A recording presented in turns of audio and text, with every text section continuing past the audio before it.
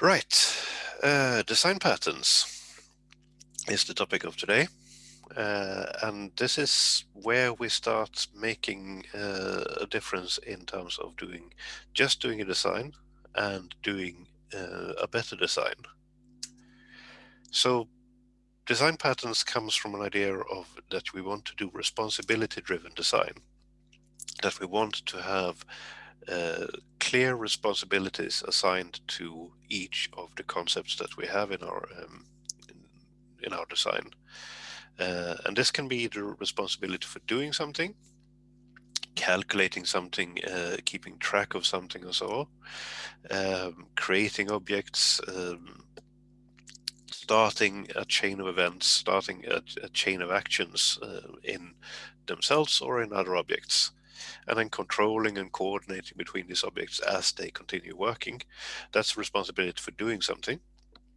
Responsibility for knowing something is then the other side of it, that either that we are aware of some form of some information, some data, um, we know about which objects that are related to a specific work task, we know about things that we can derive or calculate and so on, so that we are responsible for keeping track of a piece of information. So mind you, this is the knowledge and doing can be viewed from different perspectives as well here. We can see that we can know something about the problem domain. So if I am a point of sale terminal, for example, in a supermarket, I can know that we have a running sale going on and we have sale items in that in that actual sale. That's one type of knowledge. We know the price of a liter of milk. That's another type of knowledge. Knowing that we have a liter of milk or the price of a liter of milk is from the problem domain. That means that we have to be aware of things from the problem domain. We have to keep track of those things. Knowing how a particular sale is stored internal in the system is the knowledge of how the system is constructed. Sometimes they go hand in hand, but they do not need to do that. But our task when designing a software system can be seen as assigning responsibilities to the right objects, so that we have a clear and well-defined set of responsibilities on each object.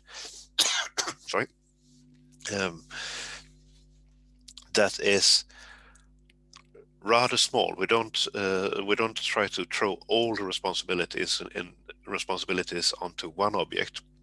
We try to distribute this across our design, across the available objects and concepts, so that we have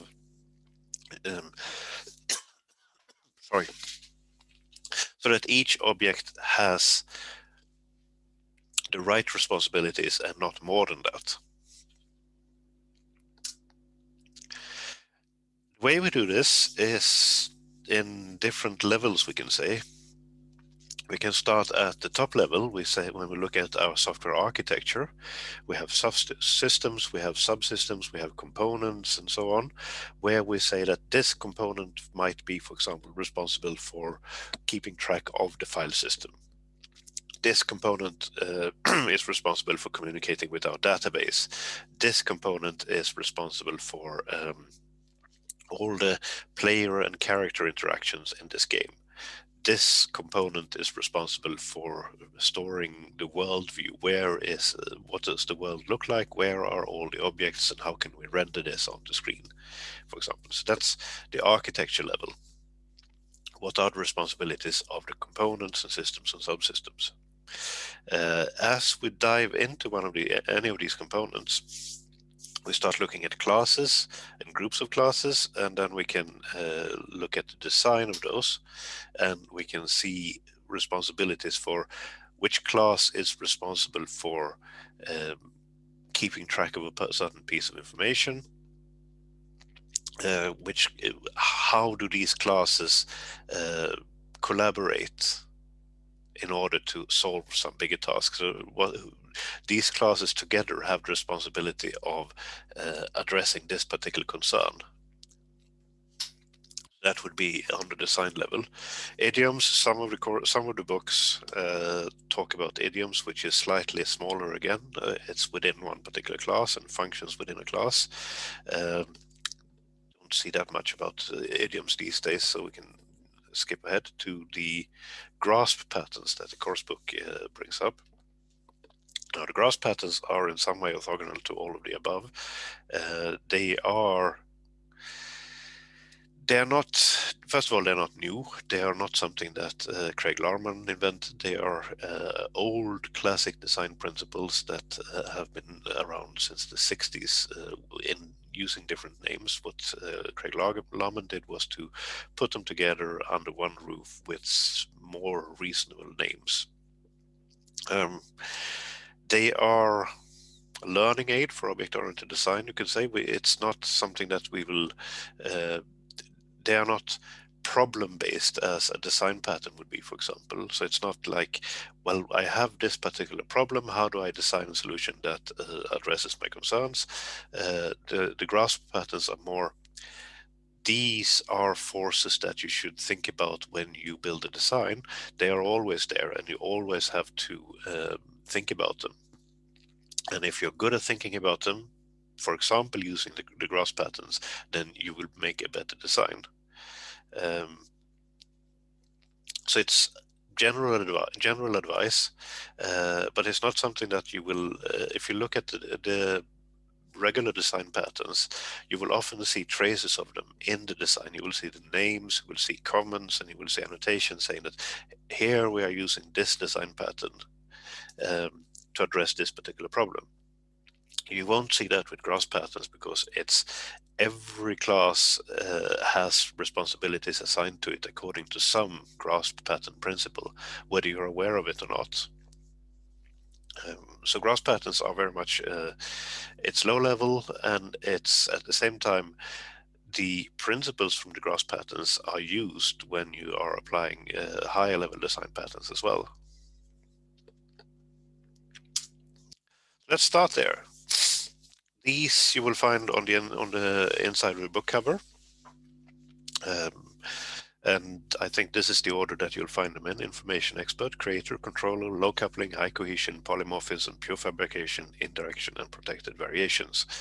The two principles that are at the core, you can say, of these grasp patterns are the low coupling and high cohesion.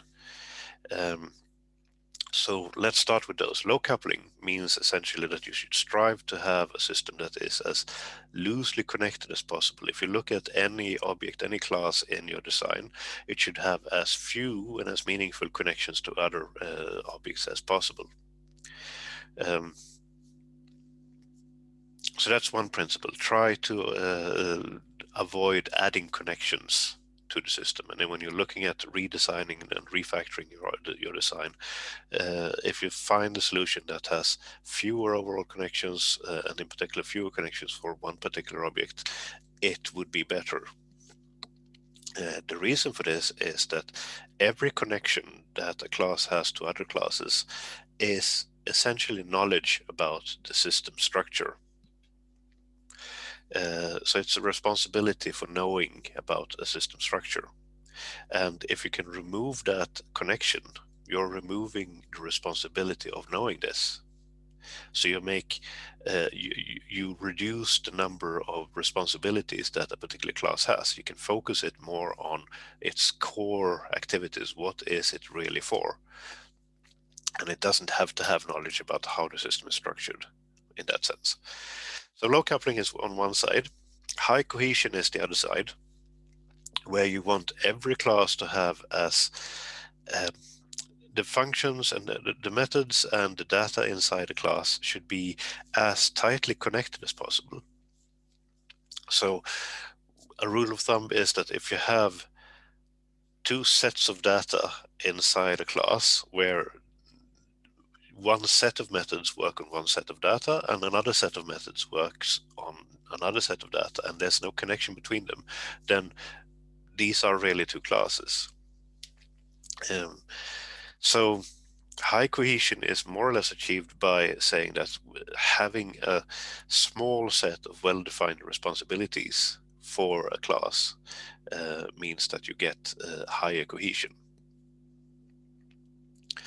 You could argue that these two principles, low coupling and high cohesion, are in some sense in conflict with each other, because the lowest coupled system, of course, has no connections, which means that you have everything in the system inside one class. Then you don't need any connections to any other classes. You have one God class and that's it. Of course, that class will do everything, which means that the cohesion will be very, very low.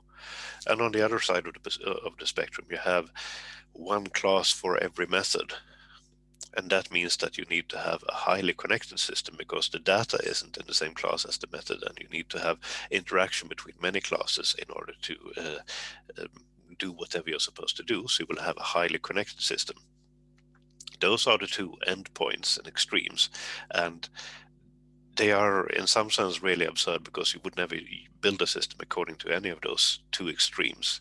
What you will do is in the balance in the middle, and you will see that if I move these methods or move the responsibility for this into that class, I will have slightly lower coupled system for this particular class. I will have cleaner responsibilities here. And on the other hand, I will perhaps rely on connecting to some other and having more responsibilities on another object, which means that the cohesion of that object will go down a bit. On the other hand, if I do this right, I will be able to achieve both. A more loosely connected, where each class has their own responsibility, and only as much knowledge of the other classes as is needed to do my job, and each class has one job to do.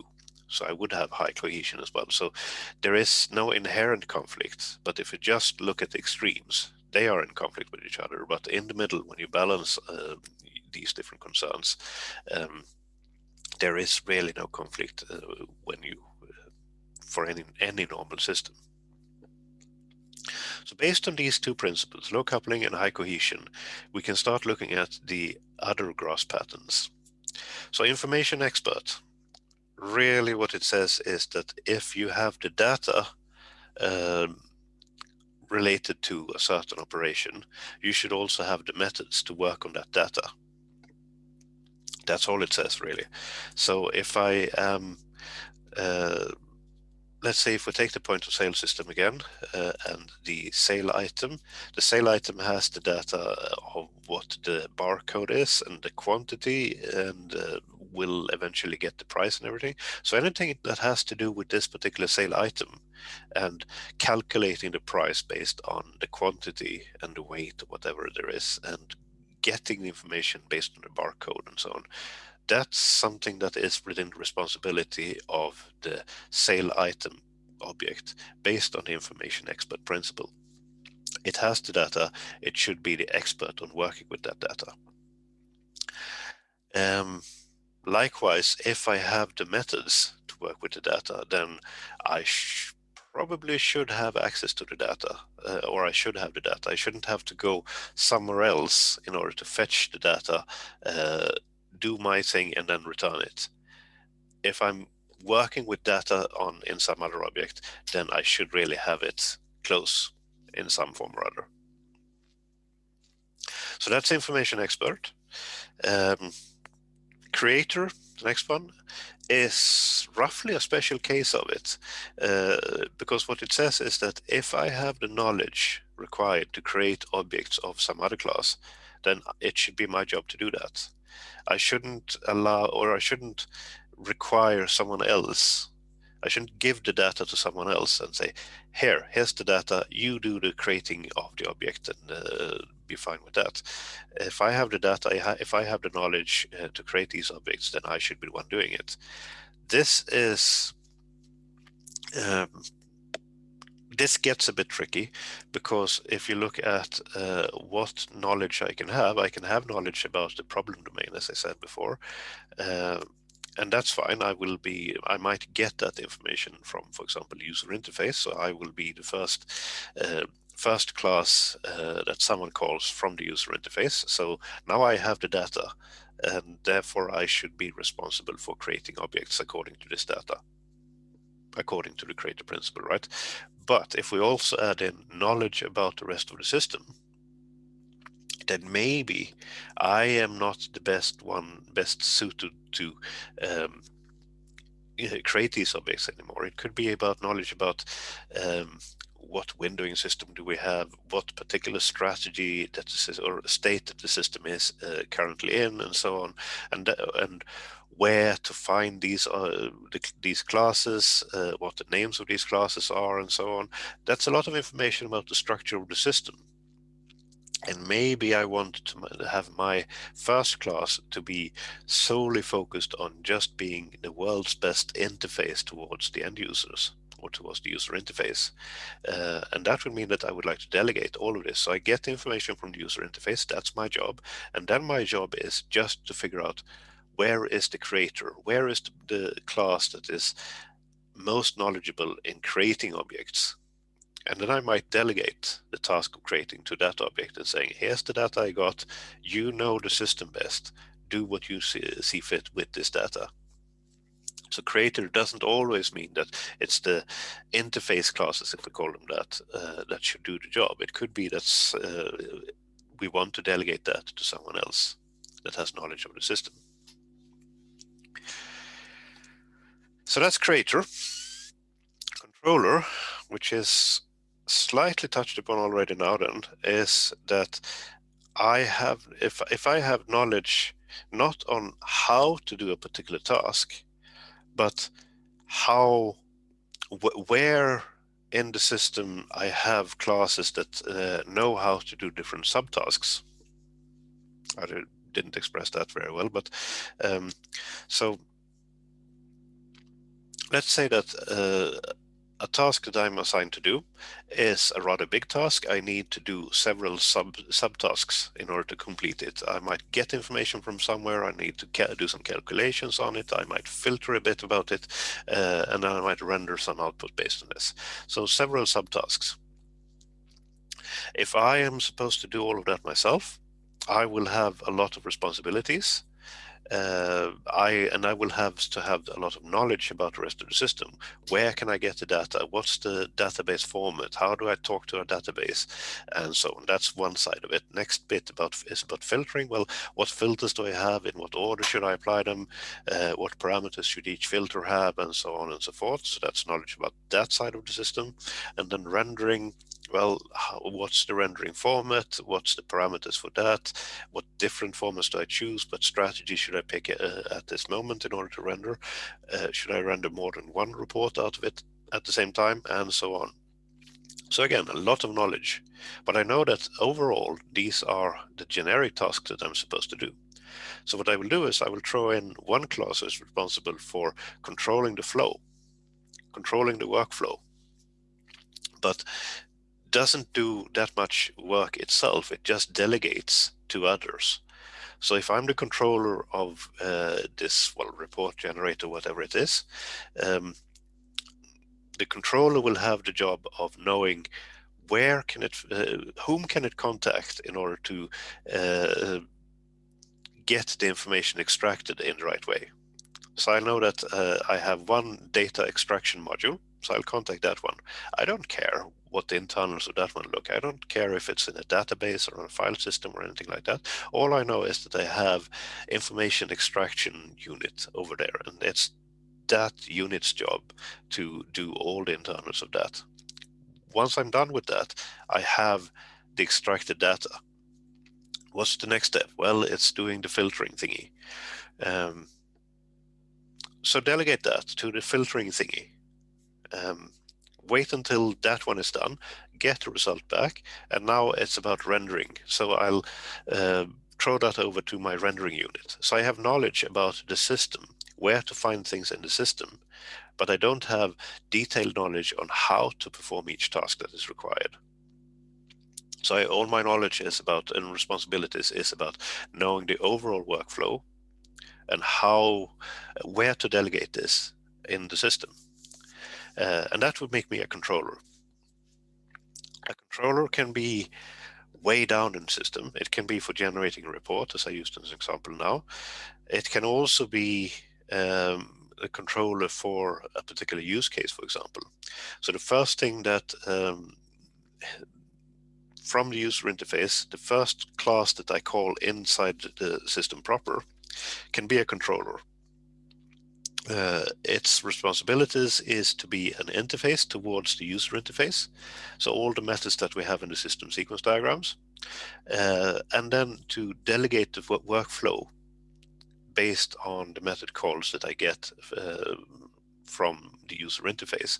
So the user interface, things happen and I get a method call, and my job is to know where to redirect this in the system.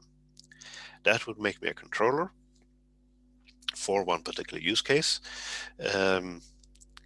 And I would probably want to keep this class relatively clean so that its responsibilities are very much to act as an interface and as redirecting to other parts of the system where the task is actually executed.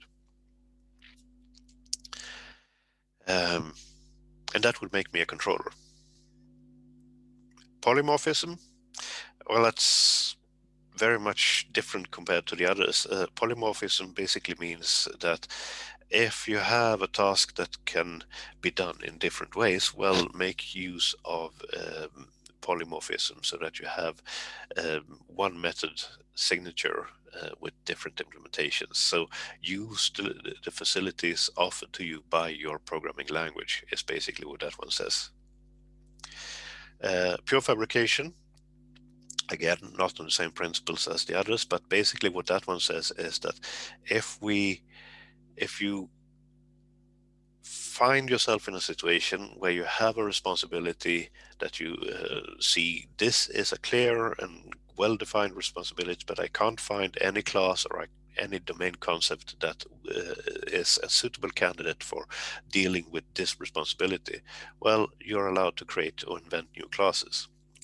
So look at the point of sale system again. We have a running sale, sure. And then we realize that each sale item that I add to this sale has got a bit of state, it's got a bit of knowledge, it's got a bit of information. So we really want an information expert on each point or each item that we sell. 1 liter of milk, that's one item. 3 bananas, that's another item. And there's information attached and information and behavior attached to each of these items. But we can't really find anything in the problem domain where we can say that this is the concept that should be responsible for one item in our sale. Okay, let's invent a class, a sale item. And then we reshuffle responsibilities so that the current sale is just responsible for knowing that it has a collection of sale items. So we purified responsibilities for the current sale and delegate a lot of responsibility to each sale item. This would mean that when we, for example, calculate the total sale and we calculate VAT and we check how many of the products were eco-friendly and so on, all of these things that summarize a total sale, those remain in the sale class, but it makes use of the sale item class to get the actual knowledge to compile this.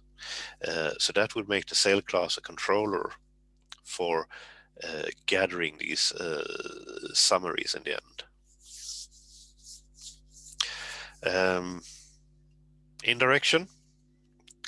Well, if I can, it's a matter of trying to make as loose connections as possible. So rather than if I have a very elaborate class diagram and I have a need from over here to make contact with a class over here or an object over here, rather than just me hard coding that, well, get me that object and then let's talk. If I can use some form of mechanism where I can say, I can ask upwards in some sense that find me an object that suits the following parameters. and then I will get a handle to an abstract class representing this object. Then I can talk with the object, but in a more indirect manner. And this means that I have a mechanism in place where I'm not hard coding the system. Um, so I'm not always depending on that this particular object, this particular implementation of this class is available. It's as long as it adheres to this interface and I have this other structure in order to find them, I'm good. This means that I have a system that is easier to reuse parts of. I'm more loosely connected. Right, and the final one, protected variations, means simply that if I have parts of the system where I know that changes are likely, for whatever reasons, I am using a third-party API, or I simply haven't decided quite how to do a particular task, or with this object over here that I just used as an example, I might have different objects of different types that I want to get in touch with. Let's protect them by putting a generic API on top of them, a wrapper class or an interface class or something like that, that has as sole responsibility to translate between a stable interface that the rest of the system can use and whatever volatile interface that this entity has, whether it's a third-party API or whether it's my own class, of which can be of many different types. I have a stable interface, so the rest of the system doesn't need to keep track of the changes in here. All it needs to keep track of is the stable interface, and that one should be stable, so I don't have to worry about it. And when things change down here, I change the insides of the stable interface, but don't have to change the rest of the system. That's the protected variations. So as you see, these patterns are, it's not something that you can say that, well, I am now going to apply the controller pattern on all of my architecture, or I have a particular problem about information experts, so I'm going to use the information expert pattern. This is something that you're going to do all the time. Whenever you do any design, you're going to think in terms of who should be responsible for doing this, who should be responsible for knowing this, and you will either you can just roll a dice and you can throw the responsibility at one of the objects that you have, or you will think about it a while and you will see that, well, I'll put it in there for whatever reasons.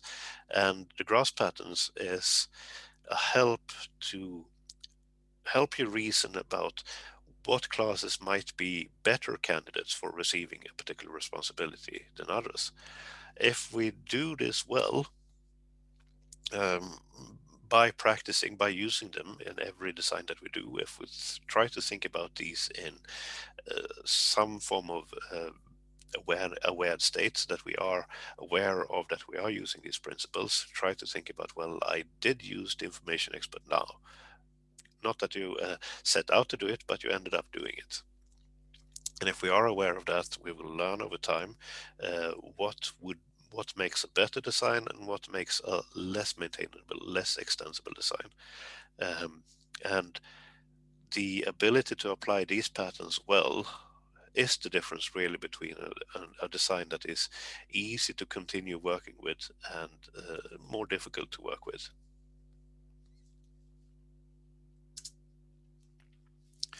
So as an example, this is a quick and dirty sketch of a flight system, flight booking system. So we have passengers that do a booking onto a flight. The flight leaves one airport and lands at another airport. It's operated by an airplane. And it's got a number of seats, and for each seat there is a passenger who has bought a ticket to be on that seat in the flight on that airplane. And with each passenger there might be a bit of luggage as well. So nothing fancy, something quick and dirty just to discuss these things.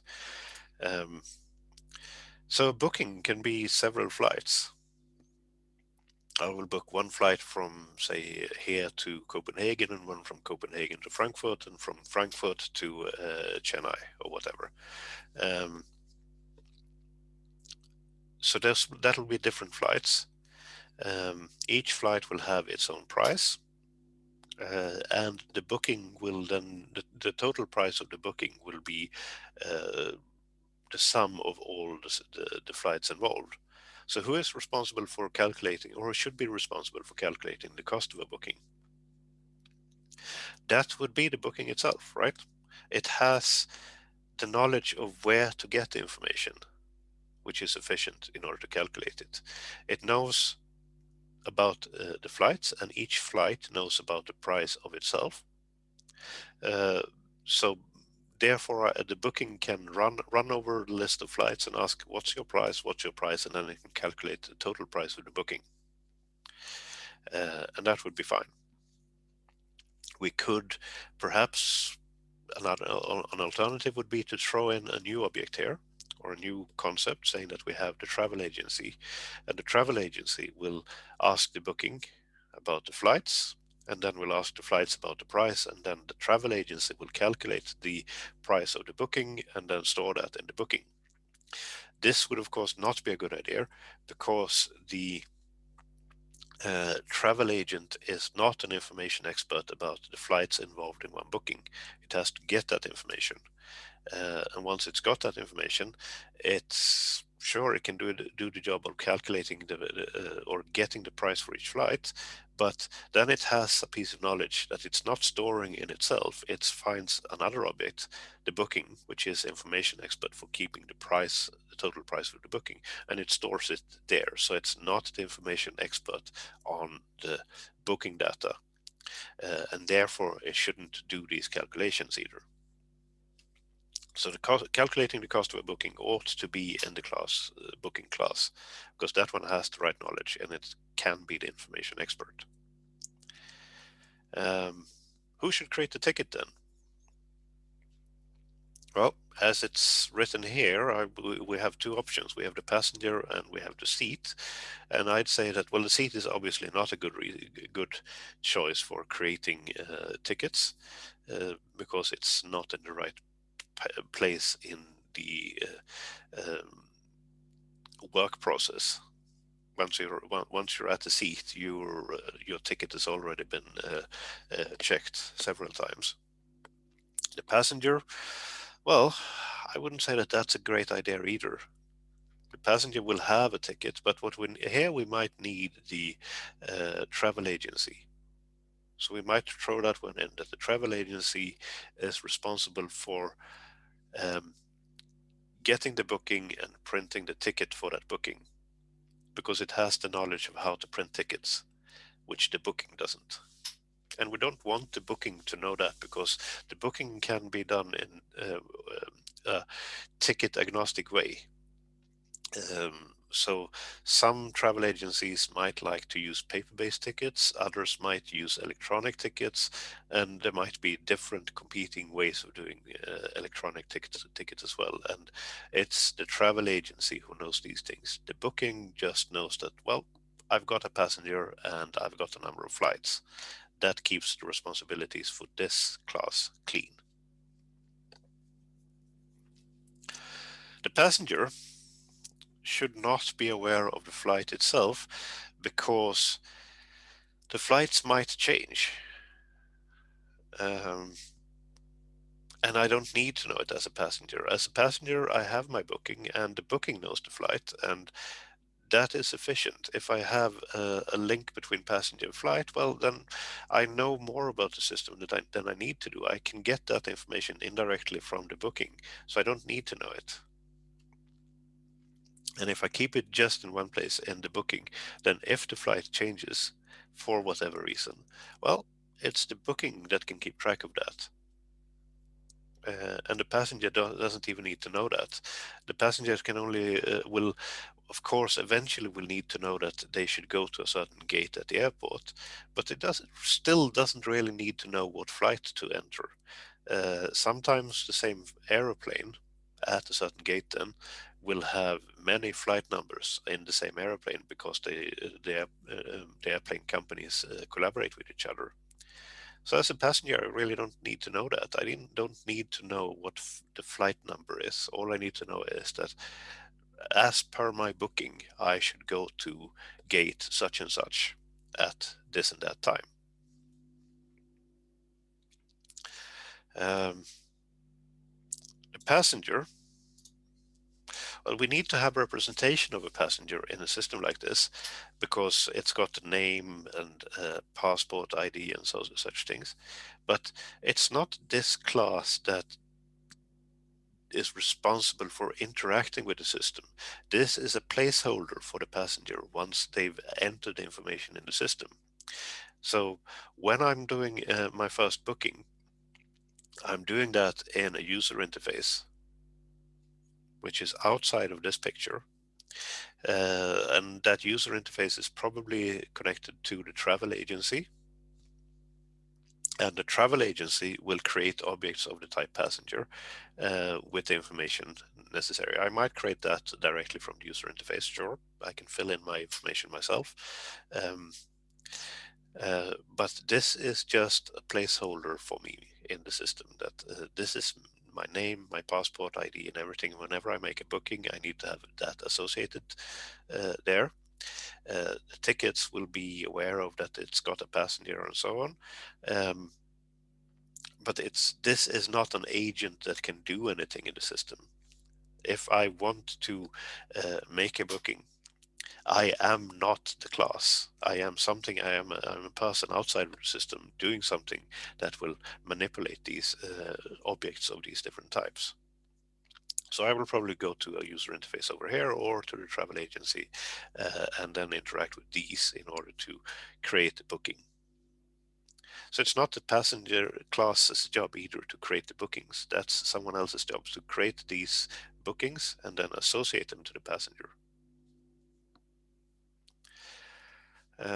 Right, and the last bullet. Um, so a seat can be of different types. I can have first class, business class, and third class. Um, and I have different options for doing this, for implementing this in the system.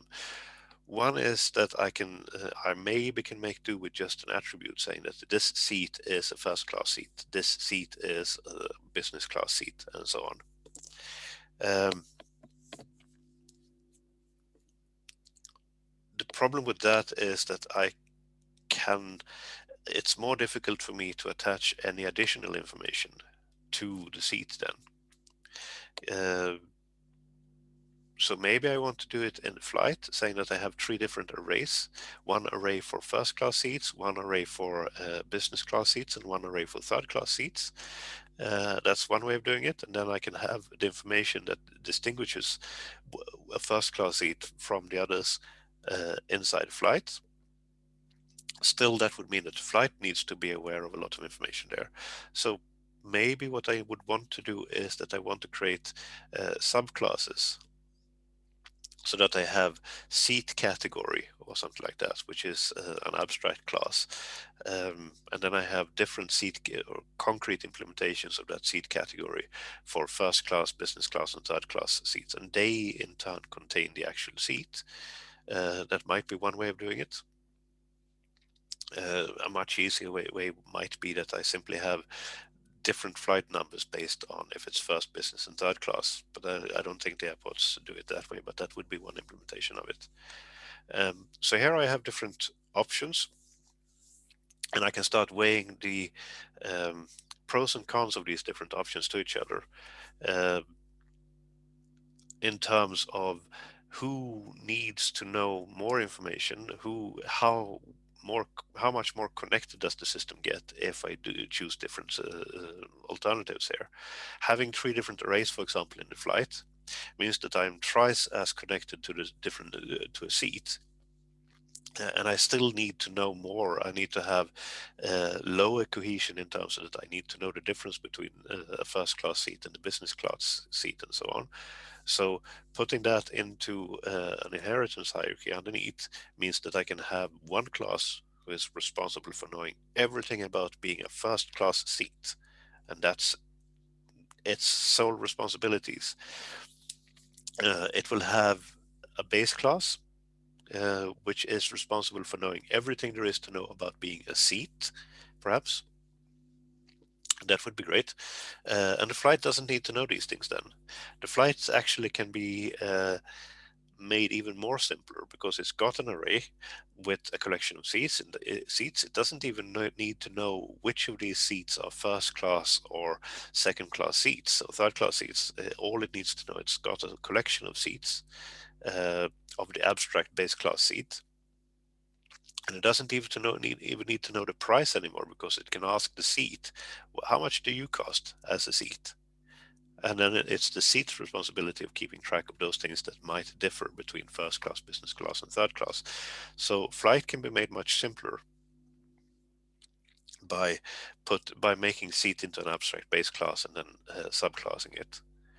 Uh, Overall, of course, the system as a total gets more connections, but the connections from flight get simpler, and the connections from seat remains constant, and the different subclasses then uh, would only have the meaningful connection that they inherit from the abstract seat. Um, so overall, I would have simpler, more relevant connections for each class, even though as a total in the system I would have more connections, but each class will have simpler, maybe even fewer, but above all, um, uh, more suitable connections.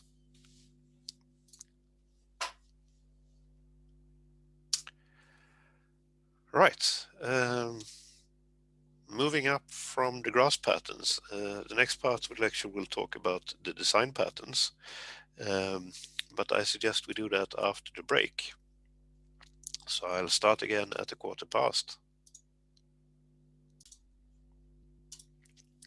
Okay, so rather than me just talking in an abstract sense about these different design patterns, I thought I'd use a Pac-Man game as an example, and then I'll put the design patterns into context of that.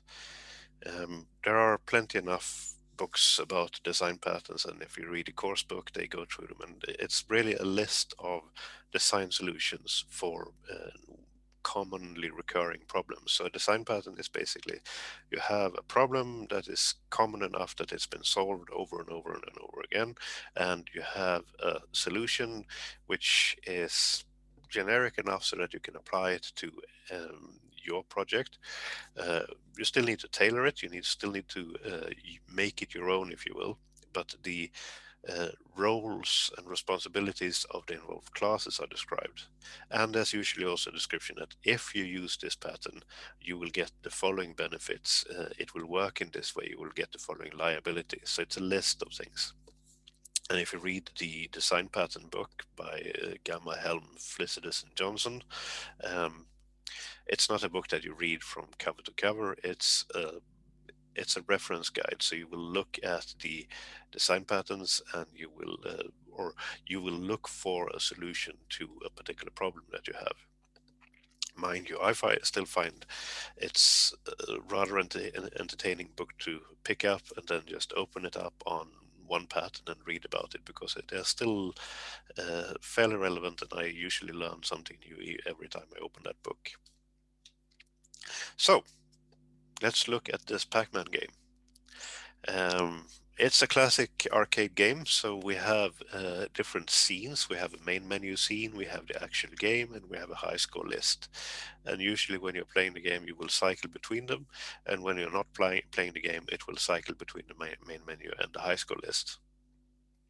Um, Inside each scene, we have a number of objects. So we've got the candy, we've got the walls, we've got the Pac-Man, and we've got the different ghosts and so on. And we have audio connected to all of these things, and we have high scores and so on. That's the actual game scene. The main menu scene has the different menu alternatives and sound that's playing and lightning that's going on and so on. High score list, same thing. List, each person in the high score list is one item, you can say. And you have animations going on and so on. So each scene has a number of objects, and there's a certain amount of reuse between the different scenes, but there's also some very unique um, objects that are in each of the scenes.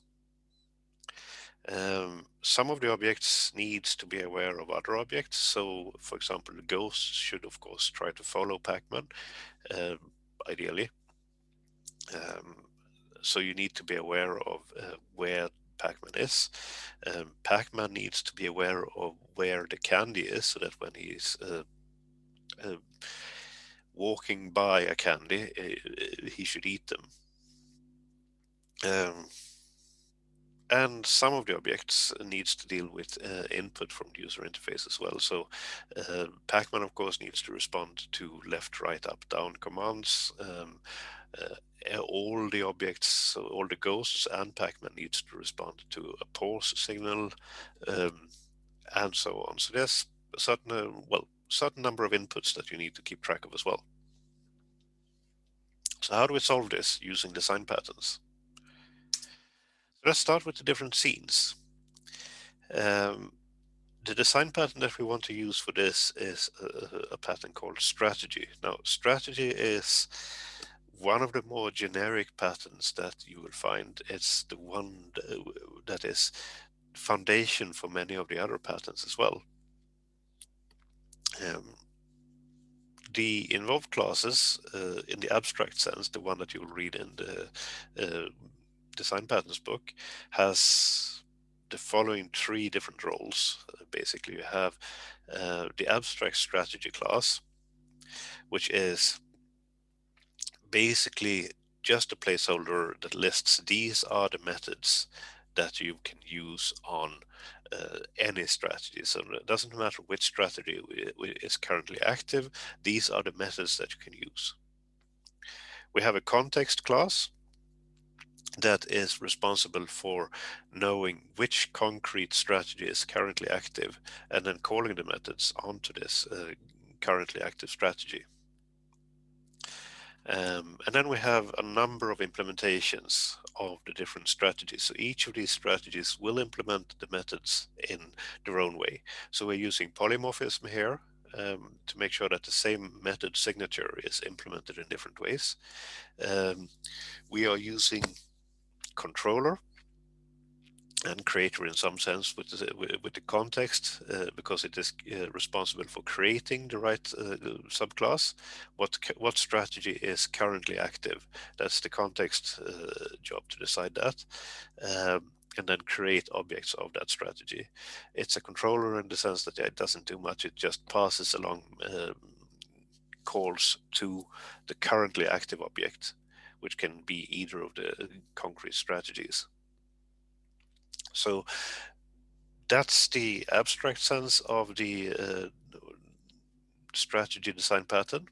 We have a context, we have an abstract strategy class, and we have a number of concrete strategies.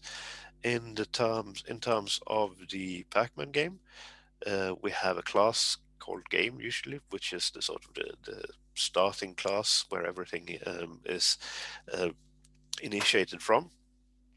It's got a reference to an object, which is so the reference to the object is to a basic scene object, which is of course an abstract class. It can't actually be a basic scene. It has to be an implementation, which is either a menu scene or a game scene, or a high score scene then. So all the different concrete implementations, you will have one concrete implementation down here for every strategy that is available.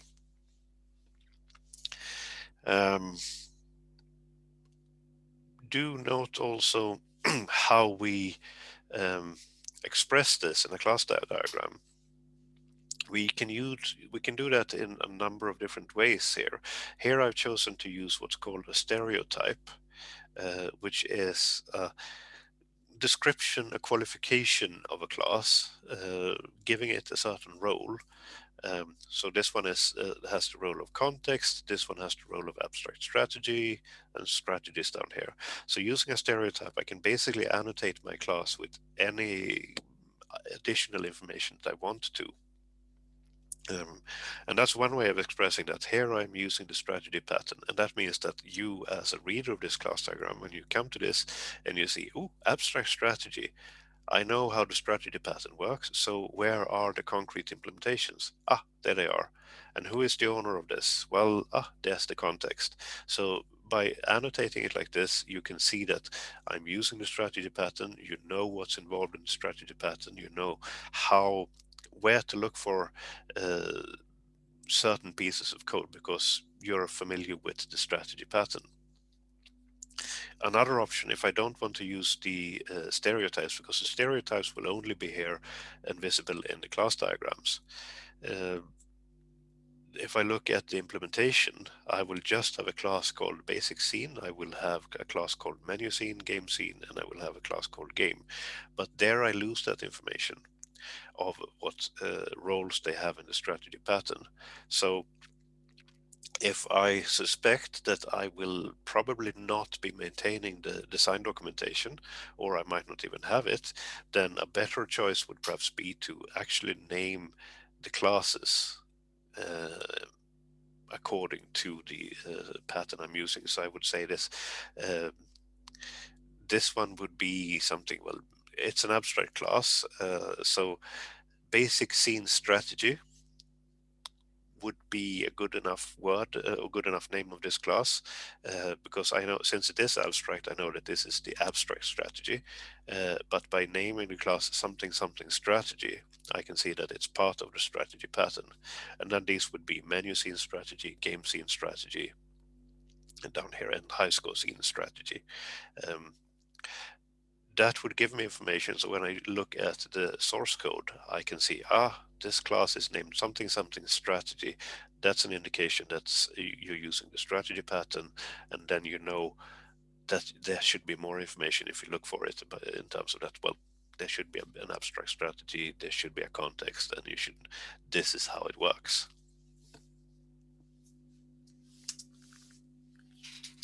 Now, creating the objects for the different scenes, setting up all the objects. So when I go into the main menu, it's about creating the menu alternatives, it's about creating whatever animations should be there, playing the sounds that should be there, and so on.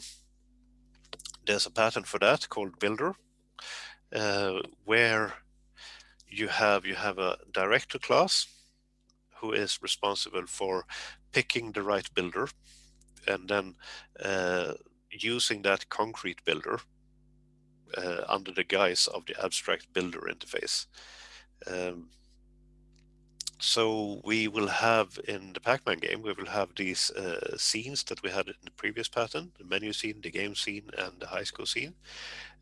For each of them, there will be a creator or a builder. We will have one game builder, one menu builder, one high score builder. And these all adhere to the same abstract interface in world builder or world creator or so on, whatever you want to call it.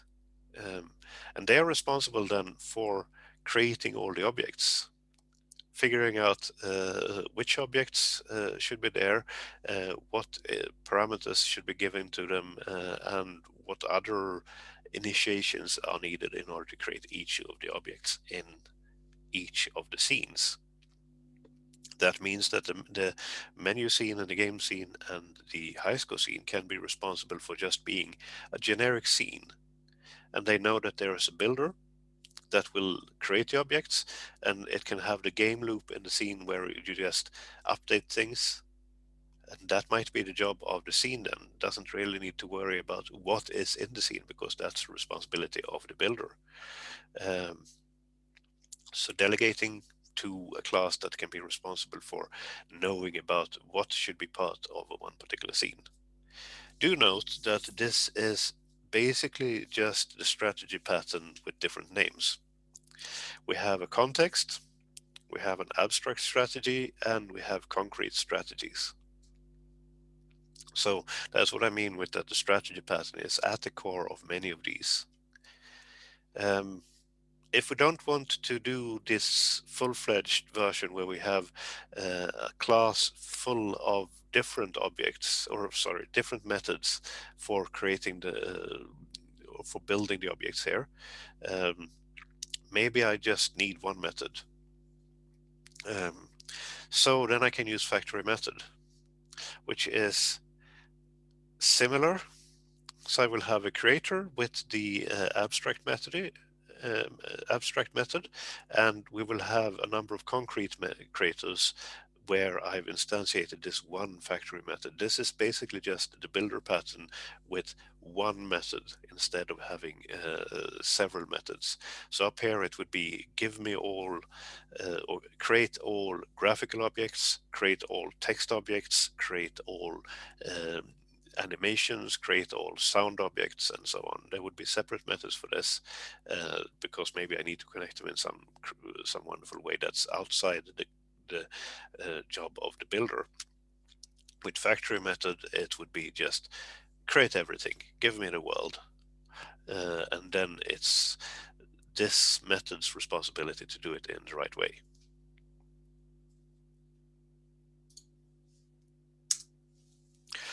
Now, the ghosts in Pac-Man, I don't know if you've ever played Pac-Man, but there are four different ghosts, Blinky, Inky, Pinky, and Clyde, and each of them have a different strategy for looking for Pac-Man.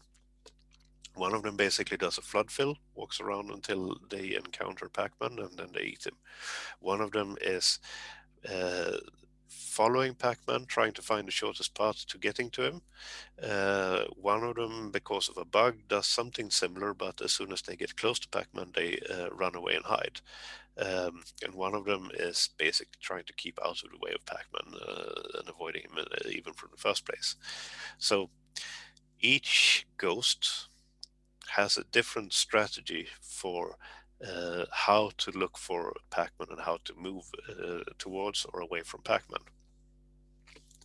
So strategy pattern here would be a suitable design pattern for this. Again, we've got the context, we've got the abstract strategies, and we've got concrete strategies. In this case, the ghost can be a generic ghost that so all the ghost class knows about the world is that it's got a position, it's got a sprite with an animation, the actual image that it can put onto the screen. Maybe it's got a sound playing as well, and on top of that, all it needs to know is that it has a movement strategy, and that's a separate class. So it doesn't need to worry about it. It was lagging, yes. Is it still lagging?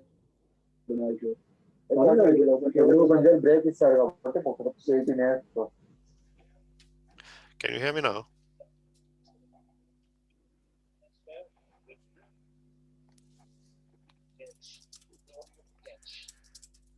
Hear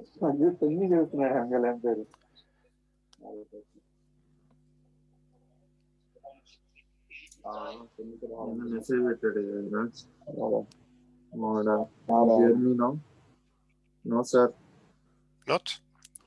If I talk now, can you hear me now?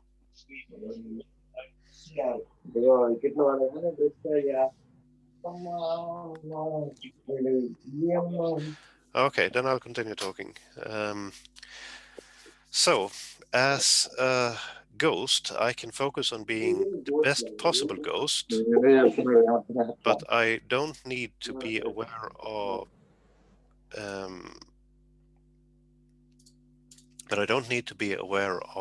how to move, because that's something that I can delegate to a separate class, and this class will be either will be a strategy for either of the ghosts. So as a ghost, I can focus on being this one best ghost and only know the things that I need to know about being a ghost. And then I delegate to this movement strategy how to actually move around in the world and how to look for Pac-Man and so on. So this means that I can use one generic ghost class, and the movement strategies can focus on being the best movement strategy then, without having to worry about being a ghost as well.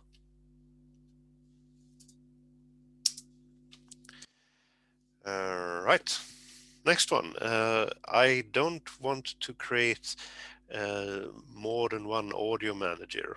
Graphics, same thing. And the world, if there is one world, that's plenty. If I'm able to create more objects of the world type, I will probably run into problems that in one of them I've eaten one candy, and in another one I haven't eaten that candy, and I need to keep track of that. So the pattern for doing that is singleton. So singleton is one class involved, and it's got a static method, get instance, so that whenever I need this singleton class, I will call the get instance method, and I will get a reference to an object, which is the same object. No matter how many times I call this get instance method, I will still get the same one object.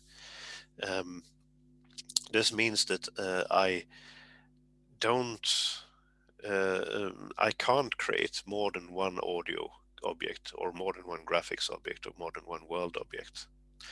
I could use a coding pattern instead.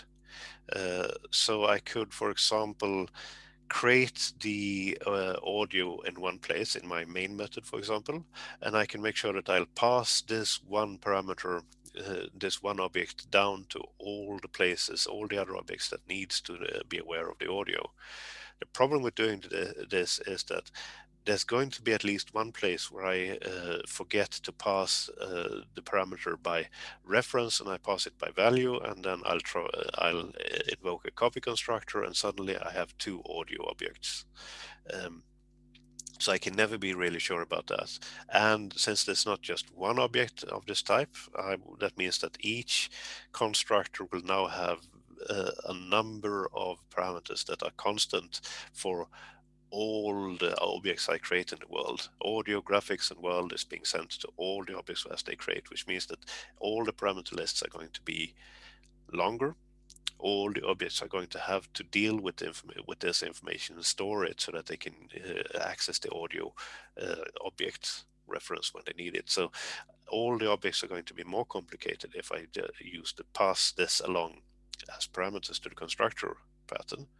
Um, I could create uh, one place, one class that has all these pointers, and I can pass that along. But that's just pushing the problem a bit. Still means that I need to have logic in all my classes to keep a pointer to this central repository. And I need to be very careful with this, because this central repository will probably also be copied using a copy constructor if I'm not careful. Um, and it will be a sink where I'll throw everything on my system into this. Whenever I need a global variable, I'll throw it into this central repository, and that means that this central repository will not have very high cohesion. Uh, it is going to be full of loose bits of information that really doesn't have to do with each other.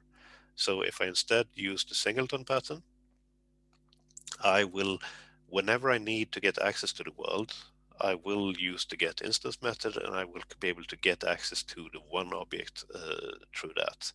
And I don't have to pass anything along and tell my coders that you must only use this in this one way and never use it in any other way, because that's not going to work in reality.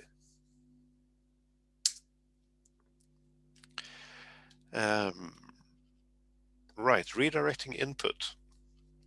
So some parts of the system are interested in getting input from the user interface.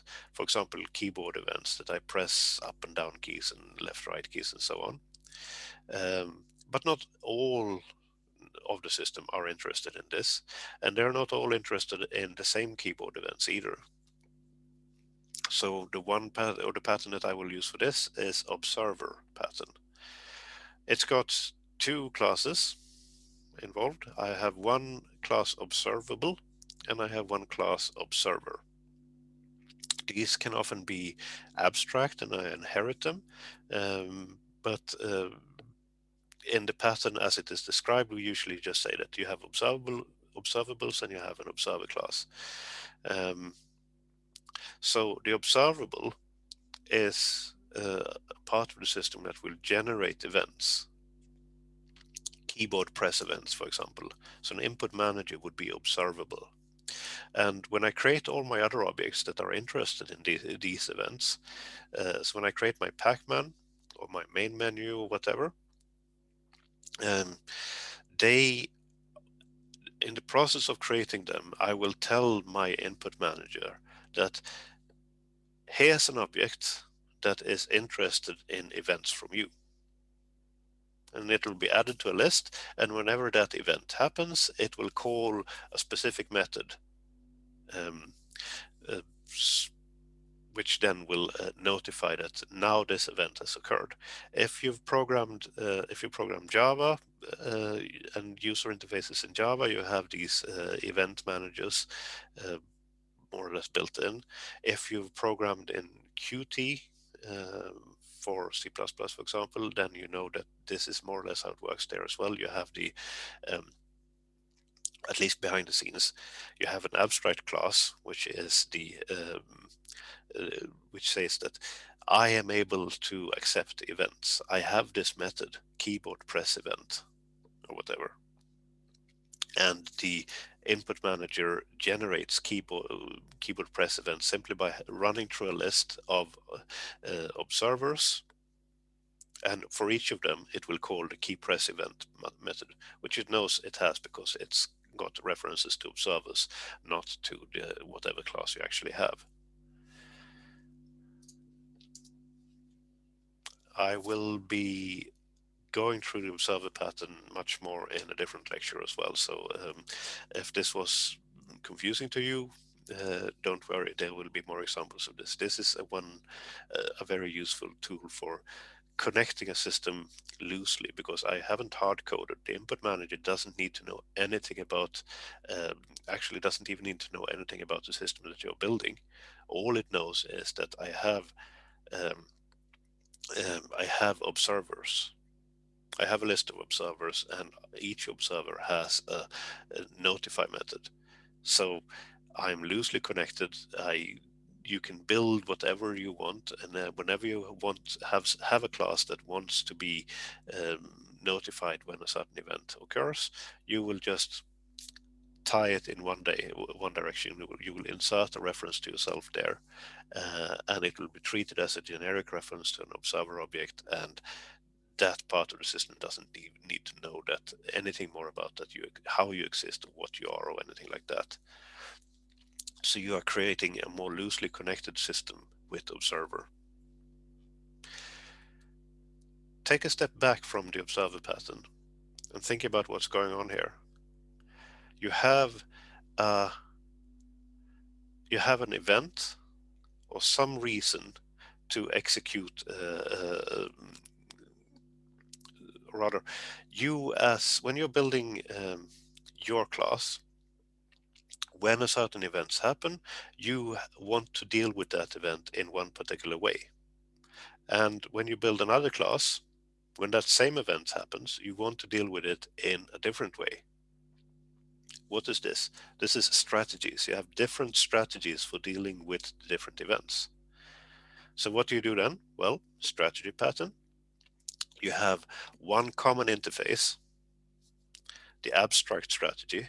So it says that these are the methods that I have. So when something happens, call these methods. That's the observer class in this case. The observer class has this notify method. It could be actually abstract, the observer class.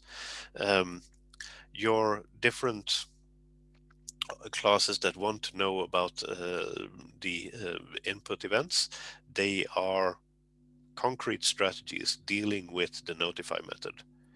And then you have the input manager, which is the context. Then it's slightly different because it's got a list of um, observers that all will be notified. So there's not just one currently active strategy, but it's got a list of all the observers, and they will all be notified. But it's basically a variation of the strategy pattern again here.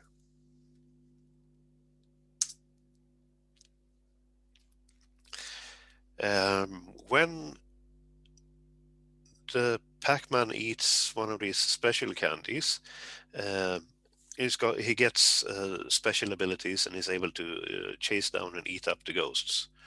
Um, this means that whenever we eat a super candy, the behavior of the ghosts changes. The state of the ghost changes from being hunting for Pac-Man to running away from Pac-Man.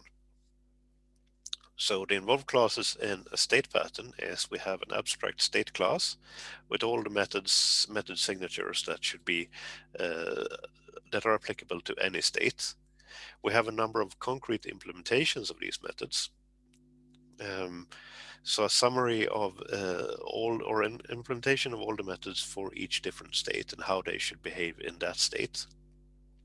And we have a context class that says um, that knows what state is currently active and knows that it can move over to another state. So when certain events happen, it will just when some events happen, it will just pass it along to the state and do your stuff. This is, well, you're in that state, so no worries, do your stuff. When certain events happen, it will create a new instance of one of the other concrete states and move over the current state pointer to this new object instead. So whenever events happen after that, it'll go to this new state instead. See how similar it is to the strategy pattern again. It's just a matter of that we have a different mechanism for switching between strategies. Um, State is, in essence, a strategy for dealing with one particular state in the system. In the case of Pac-Man, the ghost is our context. We have a ghost state, which is an abstract class, and we have a normal state, and we have um, a chased state. And when we are in the normal state, we have one sprite, we have one sound, and we have one movement strategy. And when we are in the chased state, we have a different sprite, we have a different sound, and we have a different movement strategy. So that's an easy way of just uh, Pac-Man eats a super candy, the ghosts are notified that there's now a super candy in place, switch to a different state object that is the chased state object, and then all the events are passed on to that new state instead and dealt with accordingly.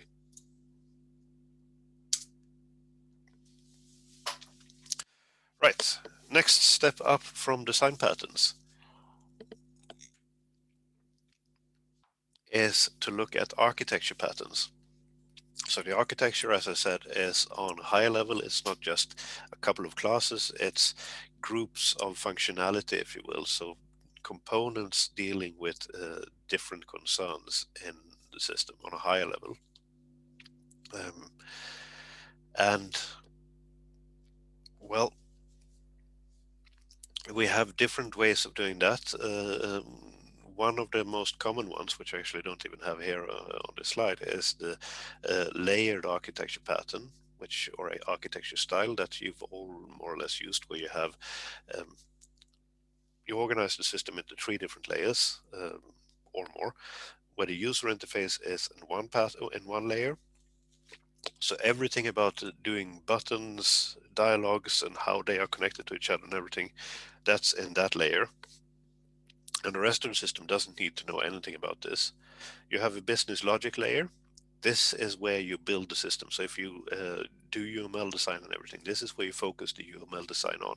This layer should work. The objects should interact with each other in the proper way and so on to solve the tasks given to it. That's one layer. And you can have many components inside that layer. You can have one component, for example, dealing with character interactions in the game that you're building in this course. You can have one component dealing with the player and everything that has to do with the player. You can have one component dealing with other items in the world or whatever. Um, you might have one component for doing notifications to the player and so on. So different components inside this layer, but uh, they are all dealing in some way with the business logic. And then at the bottom, you typically would have some sort of storage layer there where you um, persistently or semi persistently are able to store game state or application state in some form or other. Can be access to a database, can be file system or whatever. It doesn't really matter here. That's one architecture pattern. If we have data processing, so that you have data coming in a stream and you want to filter it in different ways, you want to process it in various ways in order to come from one start state to an end state of in the data, then you would use one architecture style where you have, which is called pipes and filter, where you have filters that process the data in different ways, and the pipe that passes the data, the process data, on to the next filter. So if you do a compiler, for example, you would have something to do block analysis and tokenization of the source code. You would do tokenization, you would do block analysis, and then you would do translation to some intermediate format, and then from the intermediate format to perhaps assembly code, just for the fun of it, and then to machine relocatable code, and then to the actual compiled output. Um, each of them will work in a chain, so that you will take the input as input, you will take the output of the previous step. Uh, that would be a data processing system, or an example of such. Interactive systems, well, that's usually where you go with the layered architecture. You have user interface, some sort of processing down to fetch or store things in some sort of storage, and then return something back up again. Some of these systems are more or less extensible, so you will perhaps have some sort of part of the system where you have um, the ability to put in uh, new components that adhere to the same interface, and that are even able, sometimes able to connect to communicate with each other using some sort of common message format. So a microkernel architecture would be a useful solution here, where you basically are focusing only on the communication bus, and that is the kernel of the system. And on top of this communication bus, you can throw in your components as long as they communicate in this message format that you've decided is at the core of the system. That means that you can throw in any number of components and they will send messages to each other. And your job is in the kernel of this system is basically pass the message along to whatever component is the recipient. This is actually more of an infrastructure than it is an architecture in its own right, because what you're doing is that you're hiding the actual interaction between the components and saying that, well, there is interaction happens, and the microkernel passes the interaction along. But then you can build any system on top of it. You can build a layered system using this microkernel. So you have the user interface passing messages to the business logic interface, and then that one passes messages to the storage interface, storage component. Um, so you could build a layered architecture with the help of a microkernel architecture. That would be simple and easy. Same thing with a compiler. Each of these different steps I mentioned can be one component attached to this message bus. And then you would have a compiler that is a microkernel for whatever reason. So the microkernel is very much an infrastructure, but it enables you to build up your system with small pluggable components that are independent from each other. So these are examples. There are plenty more. Um, Some of them are mentioned in the course book. Otherwise, you will have to look at other more architecture-oriented books. Um, but especially the layered architecture style is common enough that you've probably already seen it. You will likely see it many times in the future. That's the one that you'll probably be building most of your systems according to. One thing which impacts how you build your architecture according to this is that you will have different quality requirements depending on the system that you build. And depending on your blend of quality requirements, you will be favoring one way of building the system over another. And your choices of communication mechanisms between your components, for example, will be impacted by, for example, performance and flexibility and so on. So um, picking an architecture style and an architecture pattern is the first part. Uh, Making it work according to your quality requirements is the second part, and getting the functionality allocated to the right components and so on, that's really the easy part.